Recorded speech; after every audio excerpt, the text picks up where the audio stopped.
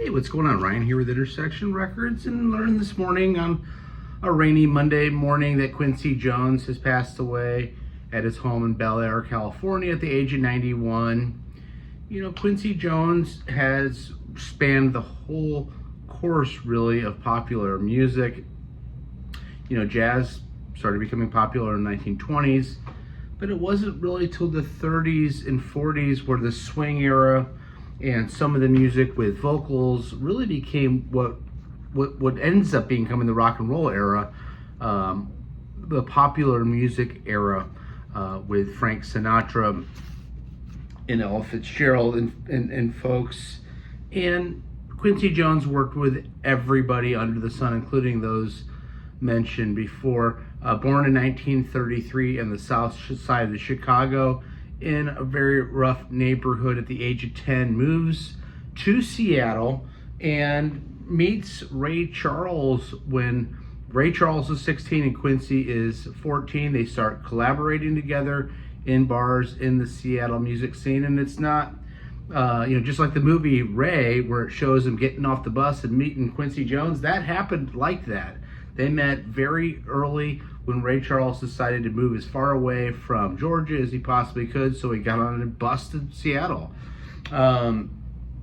He attended the University of Seattle composition school and music school. He then got a scholarship to Berkeley, what would become the Berkeley College of Music in Boston, where he worked, where he studied composition there. He left school in 1953 to work with Lionel Hampton. Lionel Hampton's big band. They traveled all over Europe.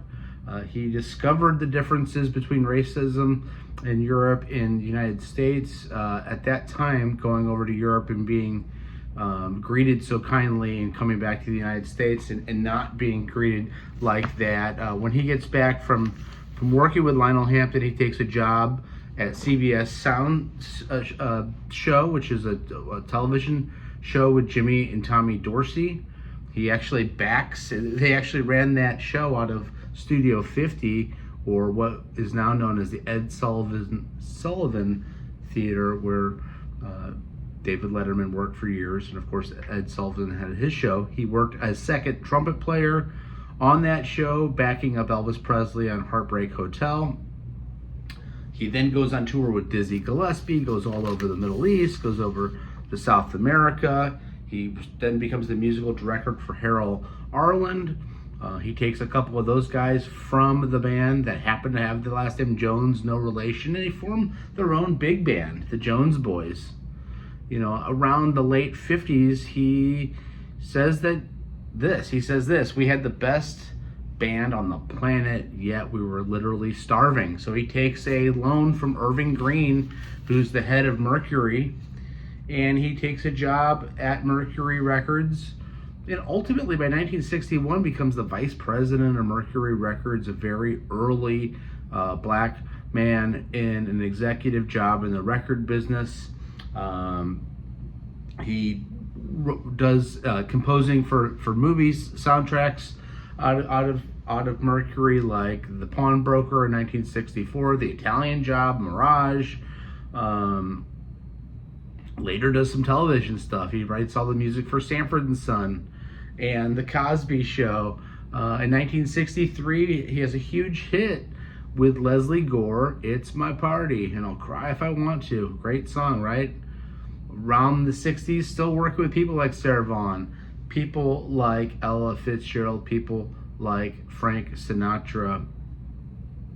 You know, Quincy is a calm man. He has you don't rise to this type of success where people want to work with you unless you're able to get along with people. He's got a very calm, warming nature. Not only can he produce, but he can compose and he can pick up a horn. You know, he was a trumpet player. Incidentally, I don't know if I said that in these jazz bands with Lionel Hampton. You have to be able to talk the talk and walk the walk if you're going to be a producer.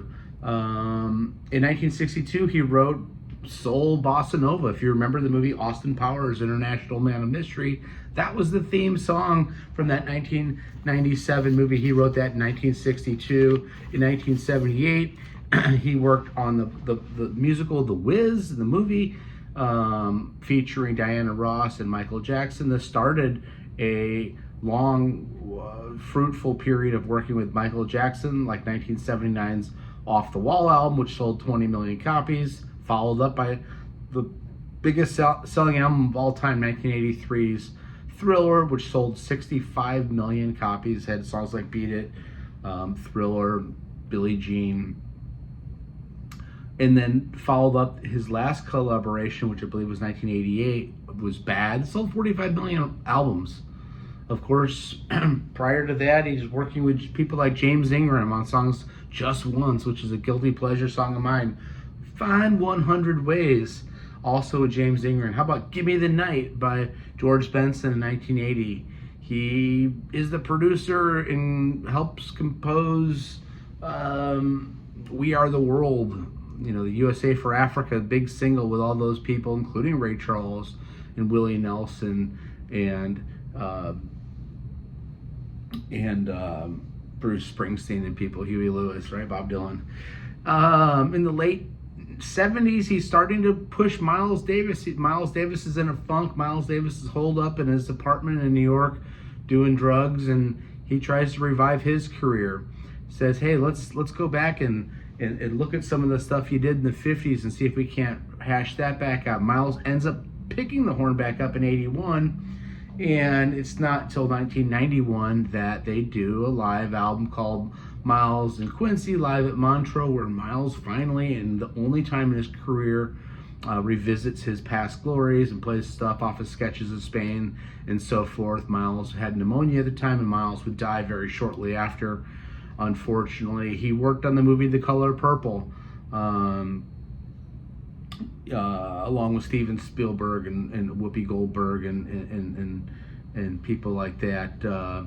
He was a legendary man. He was nominated for 80 Grammys. He ended up winning 28 Grammys, whatever that means. More than that, he bridged the beginning of the swing and jazz era and really on through the largest selling album of all time, and working with many in this industry. And he's survived by his lovely family and was surrounded last night on November 3rd in Bel Air by his family, and he died at the age of 91. A great career.